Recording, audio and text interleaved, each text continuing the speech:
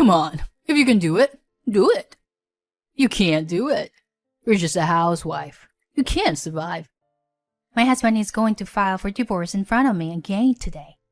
He always looks down on me and does this whenever he doesn't like something. I've put up with it for years, but I can't take it anymore. Let's say goodbye to this unreasonable life. I've made up my mind. You'd better be ready. I'm Claudine, 30 years old. I've been married for 8 years. I graduated from a fashion school and worked as a sewing staff at an apparel company before I got married. I met my husband Nico, who works for a trading company at a company social event. He graduated from a prestigious university and was employed by a trading company. At the party, he dressed smartly in a suit and was always considerate to women. And I thought he was very popular and nice. So I was surprised when he liked me and approached me.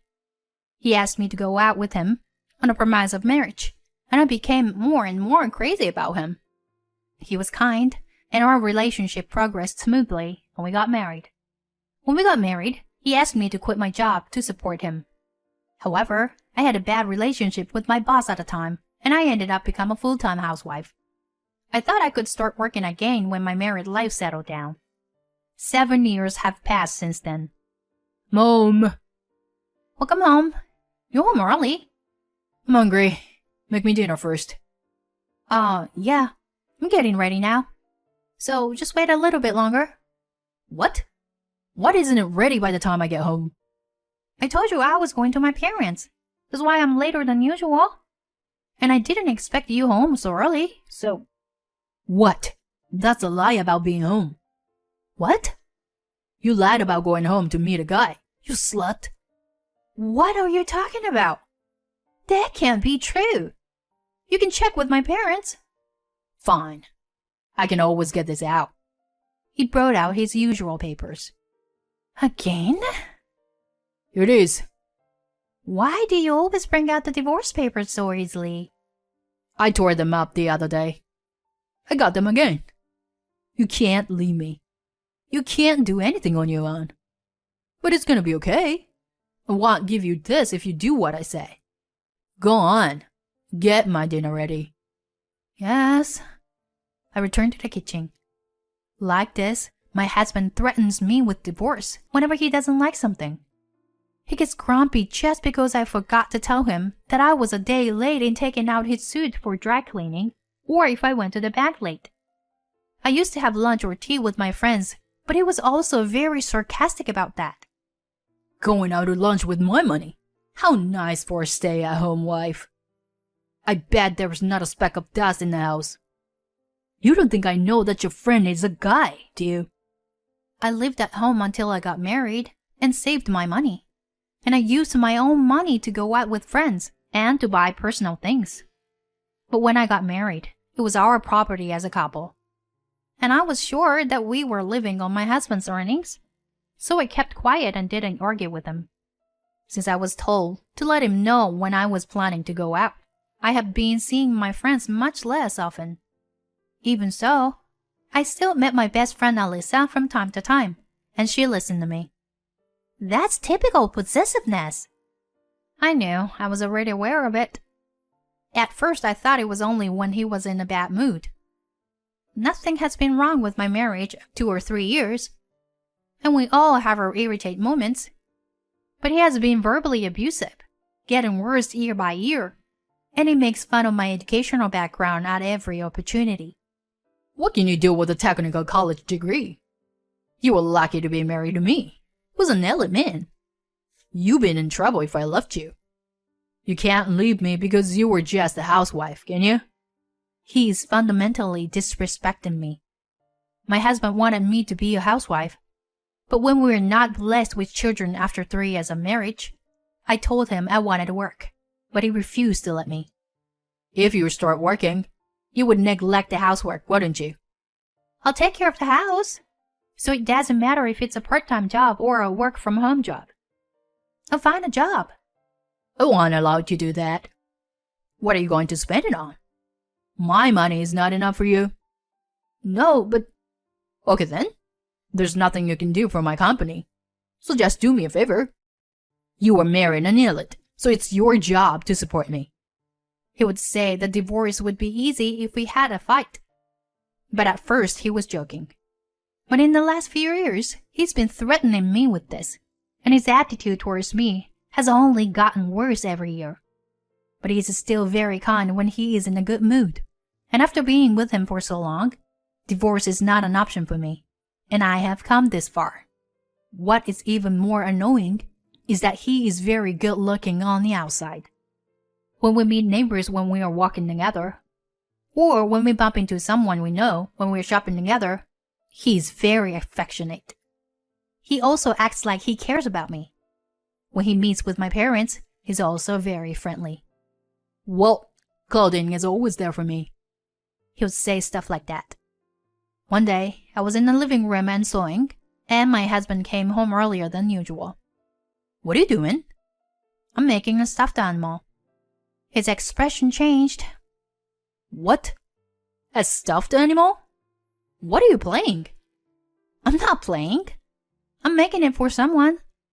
For who? A friend. I'm making it for my friend's kid. I've never heard of anything like that. It's a man, right? You're probably out there playing with boys again, pretending it's just a kid or something. What do you mean, again? Why are we talking about this? You told me not to work, so I thought I would at least do something I can do at home. Wait a minute. Look, I already filled out the divorce papers. You don't want me to leave you. What's that look on your face? I don't think you can. Get rid of this piece of trash.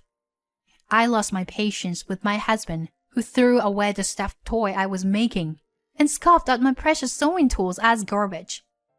I have been worried about what I would do if my husband would file for divorce. Even if I became a regular housewife like my husband said, I would not be able to make a living, and I would not be able to do anything. That's what I thought. I guess words have a soul. I'm glad I woke up before his words broke my heart. Why am I not divorced? What do I care about in this marriage? If you think about it, I'm in the perfect place. My thoughts ran through my head as I thought about it calmly. Alisa, I'm gonna break down if I keep living like this. I've made up my mind. The next day, I told my friend Alisa my decision. You mean you've decided? You're getting a divorce? Yes, that's right. Then I support you as much as I can. But can we just hold out a little bit longer? What? Alisa, you've given me a lot of advice before about how I should break up with them, right? Yes, that's why. For your own sake. Just a little bit longer. What do you mean? Alisa explained to me, and then her thoughts made sense to me. He'd better brace himself. A few weeks later, I was sewing on the couch again, and my husband came home. Welcome home. Good job today. Oh, dinner's ready. You want some now? I need to take a bath first. Okay, your bath is ready. And I'll get you a towel. You've been very thoughtful lately. He nodded in satisfaction and turned to the sofa. I'm making clothes. His color changed. Huh? Again? I told you to stop. I'm doing my chores properly. So you're gonna ask me to do something for you? I'm not gonna let you go to work. No, there's nothing more I want from you. My husband took it differently and snickered. That's right. You're lucky to be married to me. Keep up with the good work. Get the bath ready soon. Yes. Prepare dinner while in the tub. I whispered to myself as he walked to the bathroom. Last supper. And then, as I was relaxing at my parents' house for the weekend, my husband came to visit me with the new makeup. Claudine! What? You're here after all. So you didn't go to your parents' house. What are you doing here? I asked the office how to file for divorce. And so, it's been filed. What do you mean? I meant exactly what I said. You don't have to go file for divorce anymore. You've been going here so many times. The people at the office know your name and face. You filed for divorce? You left so suddenly. Who's going to feed me and clean the house? Why don't you do it yourself?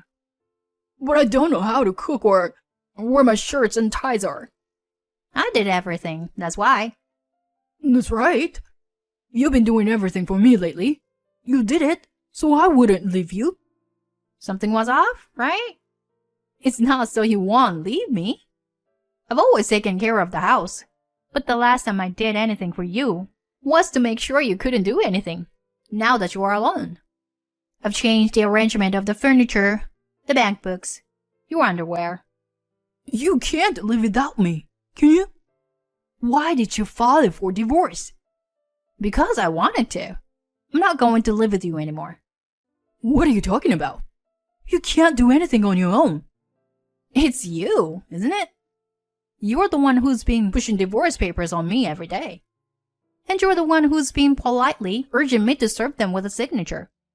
You are an adult, and you should take responsibility for your words and actions. That's a load of crap.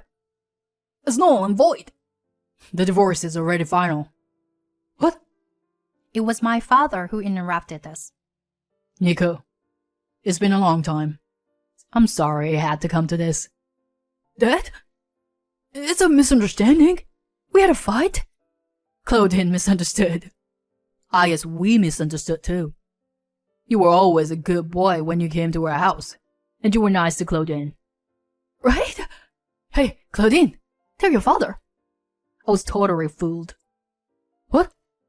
You looked down on Claudine and tied her down. I couldn't believe it when I first heard it. It's a lie. It was just a misunderstanding. Maybe once or twice. But can you say that after seeing this? What? My father had a notebook in his hand. My diary.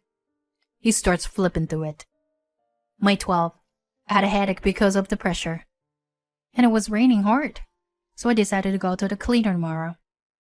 When I told Nico when I got home, he cursed me again. What can you do then? He said. He told me that I was a useless person and that I should get the divorce papers again tomorrow if I could.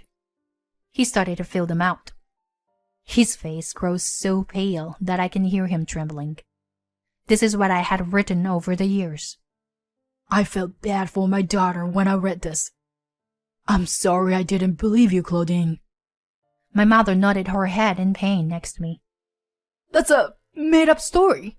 She's lying to get a divorce. Is there another man in your life after all this? I scowled at him. If she's making this up, read the whole thing. The dates and the weather would be enough to make it credible, and a court of law of arbitration. In court? Oh. And I also have the last 23 months of our conversation on tape. What? I want my share of the divorced assets, and I want compensation for all the years of emotional pain and suffering. I give him an ultimatum. I have enough evidence.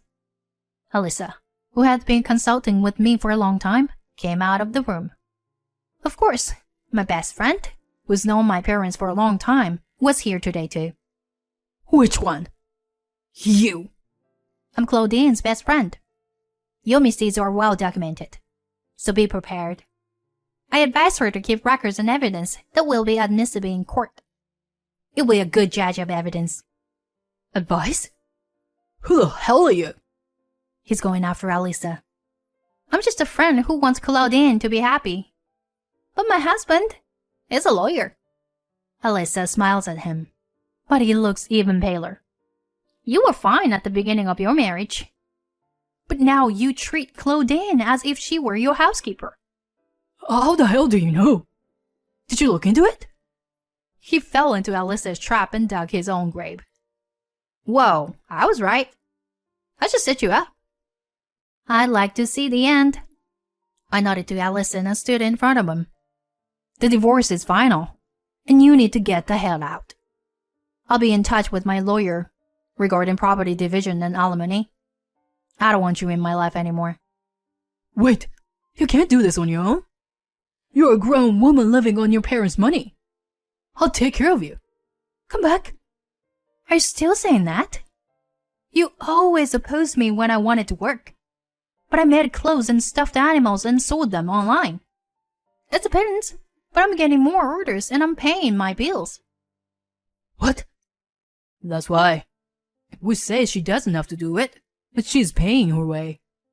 You've always made fun of my daughter, who graduated from a vocational school. She's got a job and she's willing to learn. You're an elite man, but you only graduated from a prestigious university and joined a big company. That's all.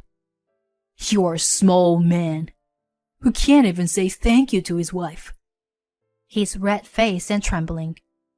But there's nothing he can say in return. Oh, I get it.